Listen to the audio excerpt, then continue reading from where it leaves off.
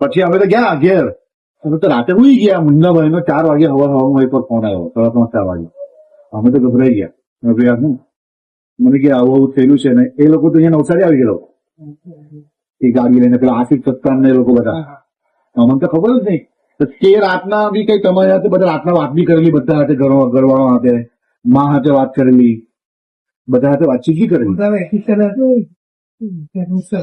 તે રાતના રસ્તામાં